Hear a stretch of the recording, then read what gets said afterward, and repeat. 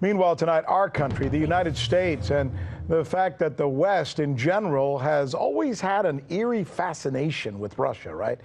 We were taught to fear, even hate them. Much of it, historians are now finding out, was really about needing a convenient foil more than anything else. But even now, as politicians and especially weapons manufacturers try and convince us that we must still fear and hate Russia, hear it every day, right? The argument is getting harder and harder to make, especially in lieu of Bob Mueller's report. And now this. President Vladimir Putin is confirming that he would be willing to share his newest hypersonic missile, which is even, I guess, more efficient than a supersonic missile, and that type of technology with the United States. Share it with the United States as a way of kickstarting nuclear arms talks once again. Think about that for a minute.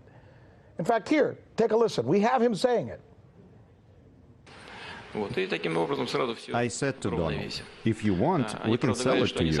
And by doing so, we will balance things out. They say they will soon be making it themselves. Maybe they will. But why spend the money? And joining us now to discuss this is former Naval Intelligence Officer John Jordan. I don't know.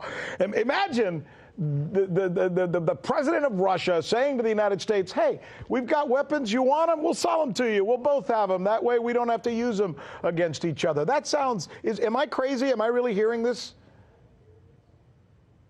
Nope, you're not crazy, and it's a great piece of news. It was a wonderful gesture by President Putin. Russia has devoted a lot of resources to the development of this technology. How far along they are, nobody really knows yet. But the fact that they're willing to share it with us is a real gesture of goodwill, and perhaps is the opening move in a general rapprochement with the West, which can only inure to the benefit of both countries. So I'm right there with you, Rick, in celebrating this. I'm just wondering how it will play in the halls of Raytheon and in the halls of all the companies who, you know, I'm sure they're great people, but they're business people, and it's all about their bottom line, and they want to be able to continue to make our own weapons to use against the Russians.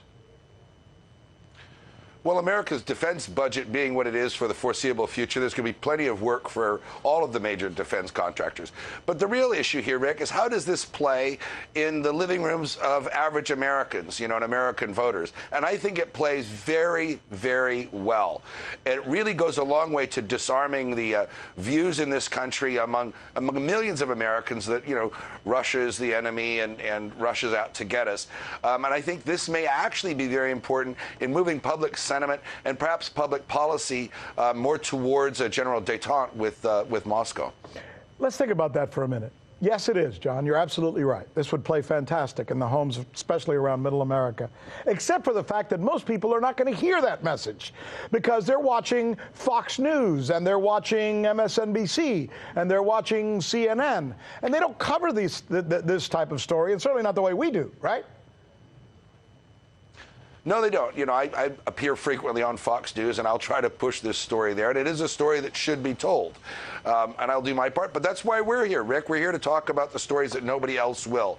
But this could be a great day for America and a great day for Russia as well. Yeah, a great day for peace, which means it's good for anybody who happens to be a citizen of the planet Earth. One more thing I'm curious about. I wonder if what hurts in this case and why maybe it won't be taken seriously, it's because of the relationship that the media has made up to a certain extent between Putin and Donald Trump. In other words, the fact that he said Donald immediately took away some of the credibility it may have had if it would have been a Nixon, let's say. You get my drift? Absolutely. The media, with particular attention to the New York Times, Washington Post, CNN, and MSNBC, have an enormous investment in Russia as the bogeyman. Fox, not so much, because of they're upset with the fact that Trump won the election. They needed to blame somebody. You know, I'll tell you, this is the type of story that makes me proud to be able to deliver a piece of information that oftentimes I know, in fact, is not being delivered across the board by many of my colleagues. And it is an important message, and I'm glad we had you on today to talk about it. John Jordan, former Naval Intelligence Officer, all-around good guy, and expert on geopolitics. Thank you, my friend.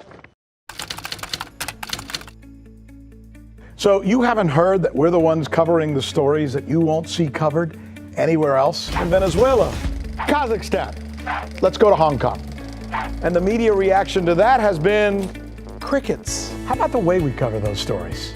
What the hell does that mean? Huawei. That's the key word in this case, uprising. Keep? Can you believe that? Watching. This is the right thing for members of the media to do, to actually pick sides. Look, if you like what you see, subscribe.